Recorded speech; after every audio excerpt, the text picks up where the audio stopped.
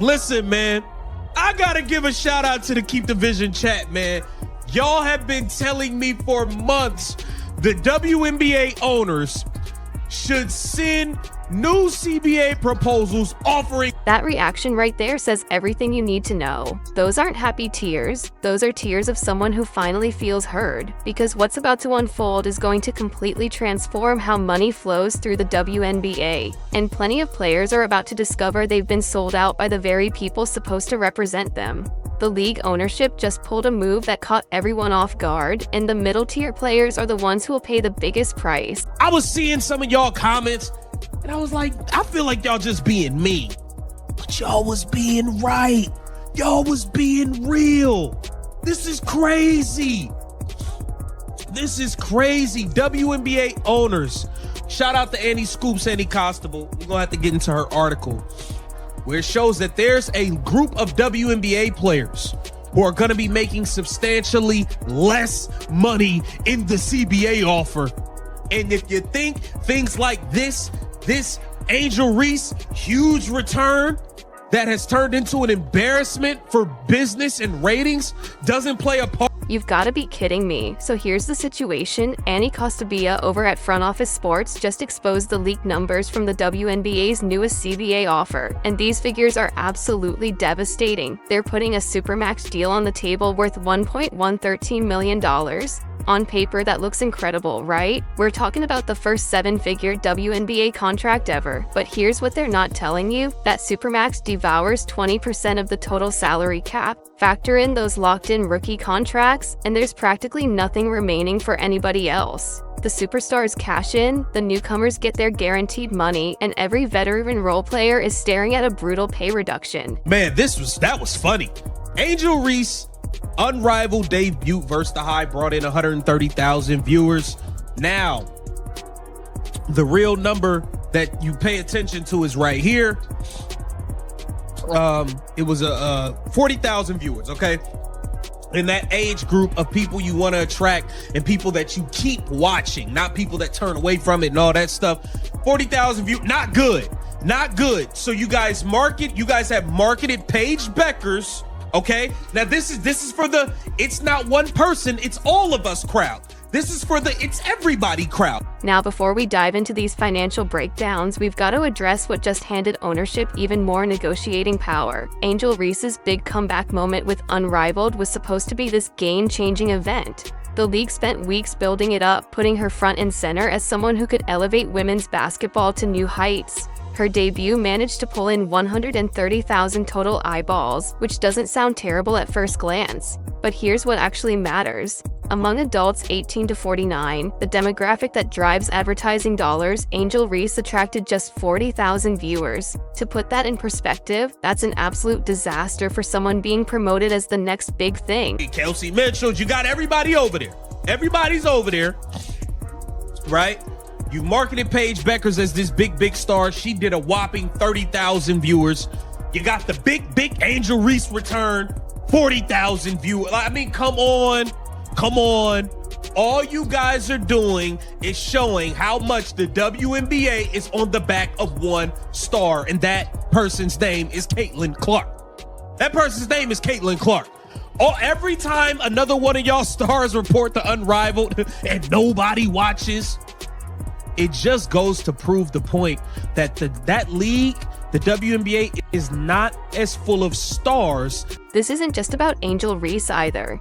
Paige Bueckers, the player everyone's calling generational talent, managed to bring in 30,000 viewers in that crucial demographic. You've got Brianna Stewart, Kelsey Mitchell, and virtually every major WNBA name competing in Unrivaled, and the viewership numbers are consistently awful. Each time another supposed superstar takes the court and the audience doesn't show up, it reinforces the same brutal reality. Right now, the WNBA runs on one person, and that person is Caitlin Clark. This league isn't packed with box office draws like everyone keeps insisting, and these ratings disasters just gave ownership a powerful weapon in negotiations. And find this, she got the article posted up and all that, or you can go on Front Office Sports, get that good old subscription. Here it says, inside the WNBA's proposed new economic system. Now peep this. A bigger share for stars, less for middle class. I guess you big names and you vets got what you wanted. The stars, y'all gonna get more money, and everybody else is gonna make less. Everybody else is about to make less. Now, the rookies gonna make their money. The stars are gonna make their money. If you are a role player, you're screwed. That's what the WNBPA has done. Now let's examine what's actually inside this offer, because these specifics are crucial for understanding who gets hurt. The WNBA is proposing a salary cap of $5.65 million for year one. The players want $9.5 million. That's not a small disagreement, but here's what gets really interesting. Their proposal creates two levels of maximum contracts. That Supermax at $1.13 million eats up 20% of the cap. The regular max at roughly $988,000 consumes 17.5%. So when a team signs just one Supermax and one regular max player, they've already committed 37.5% of their entire budget to 2 roster spots.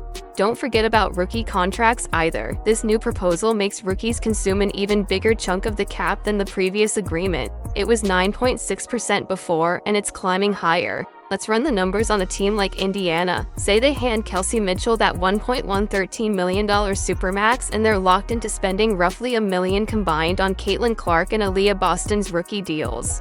That's $2.113 million committed to 3 players. With a $5.65 million cap, that leaves about $3.4 million to fill 9 remaining spots. Break that down and you're looking at roughly $382,000 per player, which falls almost $100,000 below the proposed average salary. Whenever the WNBA and the Players Union are done at the negotiating table and basketball returns, the league will likely have its first $1 million player. Okay, I want to get to the main part. Here it says, now the WNBA is offering Supermax base salary of roughly $1.13 million or 20% of the proposed $5.65 million salary cap in year one.